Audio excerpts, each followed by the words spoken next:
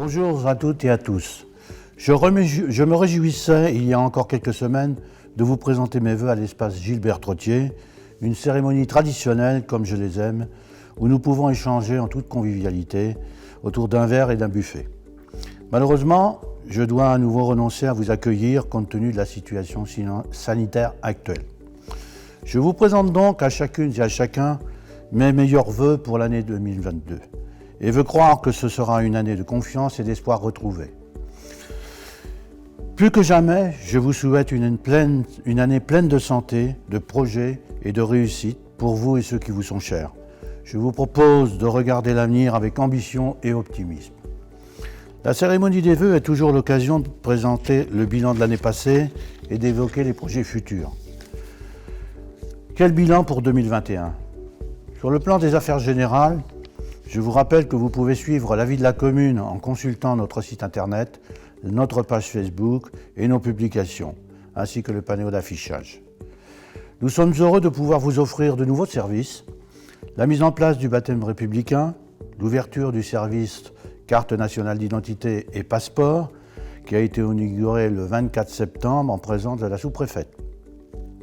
Des dossiers importants en cours de cette année ont été conduits, comme le plan communal de sauvegarde, qui définit l'information, la protection et le soutien aux populations lors de situations exceptionnelles. Sur le plan des affaires scolaires, tout se passe bien dans nos deux écoles. Aucune classe n'est surchargée. Nous avons changé de prestataire pour le déjeuner à la satisfaction des enfants qui retrouvent au restaurant scolaire une cuisine familiale. L'événement en 2021 a aussi été l'élection d'un conseil municipal des jeunes. Je félicite les 16 nouveaux élus que je recevrai prochainement. J'en profite pour remercier toutes les enseignantes pour la mise en place des règles sanitaires dans nos écoles, ainsi que nos enfants qui se sont parfaitement adaptés à la situation. Sur le plan des travaux, vous pouvez constater les avancées des différents projets engagés. La maison d'assistante maternelle, projet initié en 2019 en collaboration avec la communauté de communes et la commune de Sorigny, ouvrira ses portes dès ce mois de janvier en accueillant des enfants de 7 à 19 heures. Différents projets d'aménagement aussi, comme le lotissement des écoles, la ZAC du four à chaud, ont pris du retard, tout simplement pour cause de fouilles archéologiques et de découverte de zones humides. Quant à la salle du centre-bourg, elle est terminée. Elle ouvrira au public le 6 mars avec un premier marché de producteurs. Sur le plan économique, la commune se porte très bien et je suis fier de constater que Sorigny est de plus en plus attractif, tant sur Isopark que sur le centre-bourg. En effet, Isopark a accueilli en 2021 3 sociétés supplémentaires pour un total de 150 salariés.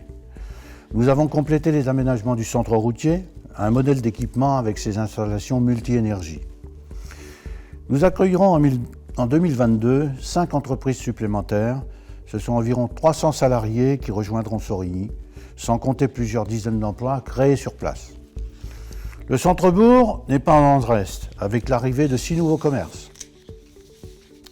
Sur le plan des activités et des animations, là encore, personne n'a baissé les bras. En cette période difficile, je sais que les associations souffrent du contexte actuel et je tiens à saluer leur implication dans la vie communale, leur participation à de nombreux événements et la mise en place d'animations en partenariat avec la mairie. Je souhaite de tout cœur que cet investissement perdure. Et enfin, sur le plan solidarité, la commune continue à être au plus près de ses aînés en organisation des manifestations pour eux, à soutenir les plus démunis avec l'aide du comité communal d'action sociale et participer donc à des actions solidaires comme le bus numérique, Octobre Rose, la banque alimentaire ou la Semaine Bleue. Ainsi s'est achevé 2021. Quel projet pour l'année 2022 ? Je ne peux que tenir compte encore une fois du contexte sanitaire, mais je continue à m'inscrire dans les perspectives d'un développement raisonné de Sorigny. Le PLU en est un bel exemple. Lancé en 2018, il s'agit d'un dossier important de programmation du développement de notre commune pour les 15 prochaines années. Un PLU qualifié de vertueux par la préfète d'Indre-et-Loire et très rigoureux sur la prise en compte de l'environnement, de l'économie des terres agricoles, ainsi que sur le déploiement des nouvelles énergies. Une enquête publique sera lancée au printemps pour un vote final prévu à l'été 2022. Un PLU qui prévoit 300 logements supplémentaires sur les 15 prochaines années.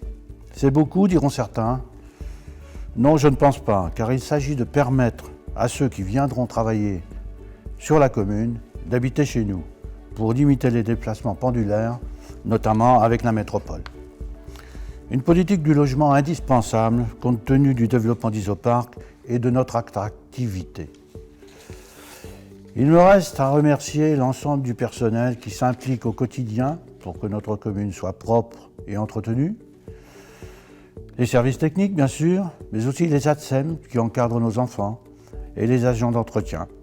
Et enfin, les services administratifs dirigés par notre DGRS. Et bien sûr, toute l'équipe municipale pour son implication sur la gestion de notre territoire.